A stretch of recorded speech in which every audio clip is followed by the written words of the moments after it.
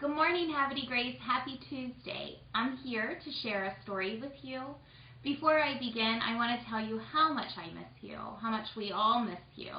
We hope that you're home and with your families and you're healthy and you're finding ways to stay busy and have fun together.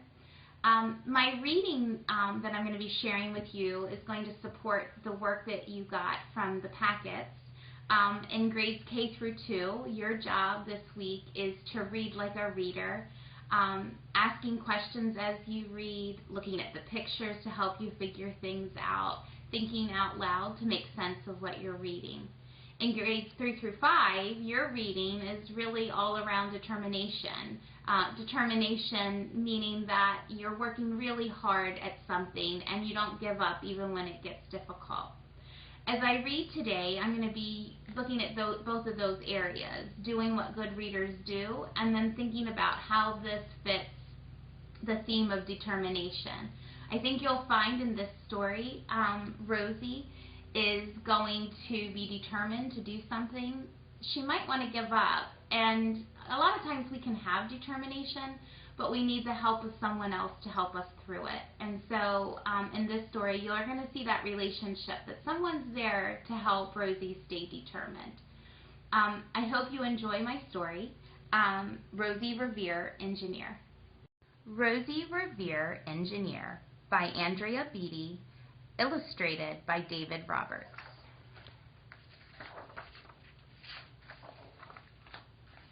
This is the story of Rosie Revere, who dreamed of becoming a great engineer. In Lila Greer's classroom at Blue River Creek, young Rosie sat shyly, not daring to speak. I wonder which one she is.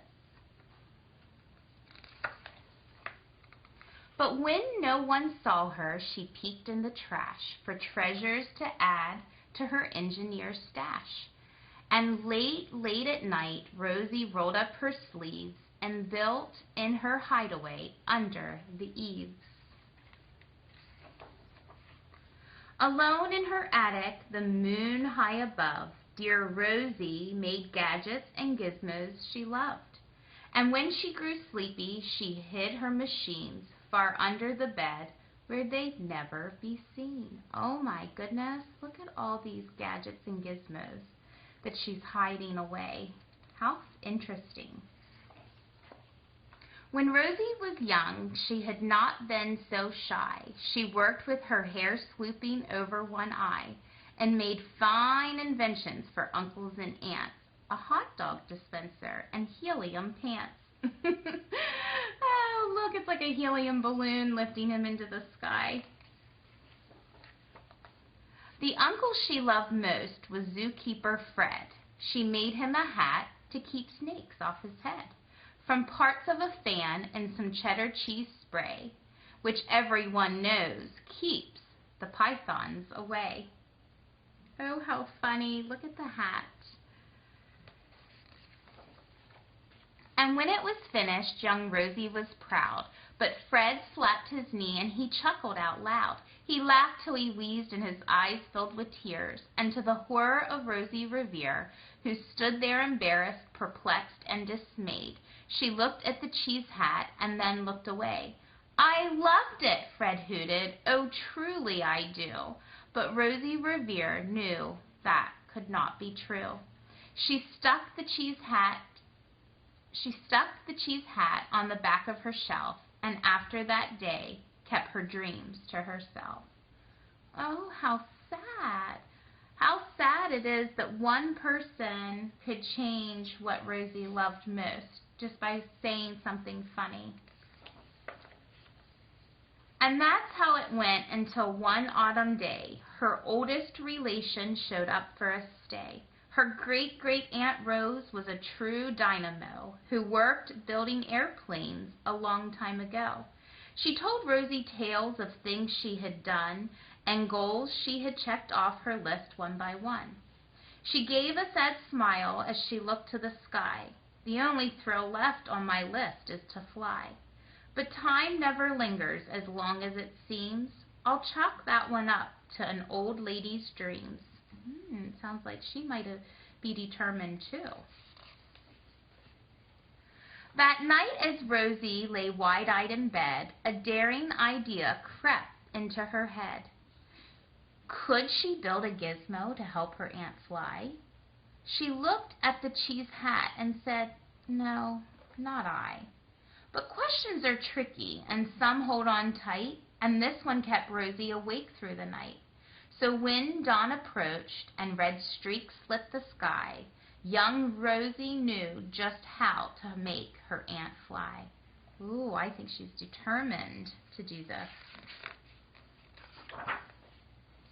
She worked and she worked till the day was half gone, then hauled her cheese copter out onto the lawn to give her invention a test just to see the ridiculous flop it might turn out to be. Oh no, she already has an idea that she thinks is going to fail. You got to give it a try, Rosie. Strapped into the cockpit, she flipped on the switch. The Hello Cheese copter sputtered and twitched. It floated a moment, whirled round and round, then froze for a heartbeat and crashed to the ground. Then Rosie heard laughter and turned round to see. Uh-oh, not again. She turned round to see the old woman laughing and slapping her knee. She laughed till she wheezed and her eyes filled with tears, all to the horror of Rosie Revere, who thought, "Oh no, never, not ever again will I try to build something to sputter or spin, or build with a lever, a switch, or a gear, and never will I be a great engineer." She turned round to leave, but then Great-Great-Aunt Rose grabbed hold of young Rosie and pulled her in close and hugged her and kissed her and started to cry. "You did it! Hooray! It's the perfect first try. The great flop is over. It's time for the next." Young Rosie was baffled, embarrassed, perplexed. "I failed," said dear Rosie. It's just made of trash. Didn't you see the cheese copter crashed?" "Yes," said her great aunt, "it crashed, that's true. But first it did just what it needed to do. Before it crashed, Rosie, before that, it flew." Your brilliant first flop was a raging success. Come on, let's get busy, and on to the next. She handed a notebook to Rosie Revere, who smiled at her aunt as it all became clear. Life might have its failures, and this one was not it. The only true failure can come if you quit.